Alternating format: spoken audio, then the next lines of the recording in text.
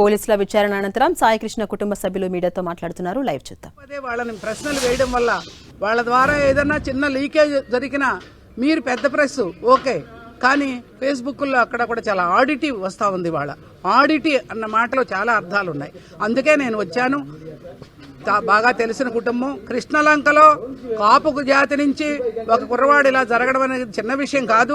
అందరూ కూడా బాగా స్పందించారు, అందరూ నిలబడ్డారు. తల్లిదండ్రులు కూడా చాలా నిజాయితీగా చెప్తున్నారు.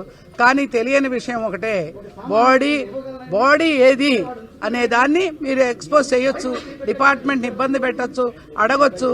ఒక నాగరాజుకి జరిగిన సస్పెన్షన్ గాని శిక్ష గాని బాగా లోతుగా పరిశీలించి లోకేష్ గారు, చంద్రబాబు నాయుడు గారు బ్రహ్మాండంగా రియాక్ట్ అయ్యారు. గద్దె రామ్మోహన్ రావు గారు కూడా నిన్న వచ్చారు ఈ ప్రాంత ఎమ్మెల్యేగా.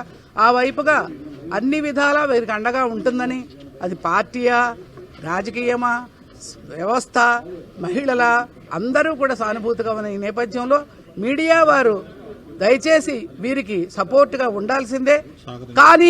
కానీ ఒక ఉద్యమాల్లో పనిచేసిన వాళ్ళగా, ఒక రాజకీయంగా పనిచేసిన వాళ్ళగా, ఒక మహిళా ప్రతినిధిగా ఇప్పటికీ తప్పని కూడా క్వశ్చన్ చేయవలసింది ఏంటంటే, ఎన్ని బాధలన్నా పెట్టండి, చంపే హక్కు పోలీసులకు లేదు. అది మాట్లాడడానికే వచ్చాము. ఆ విషయంలో మేము కూడా సీఎం గారిని కలుస్తాము, అన్ని రకాలుగా న్యాయం జరిగేటట్టుగా చూస్తాము.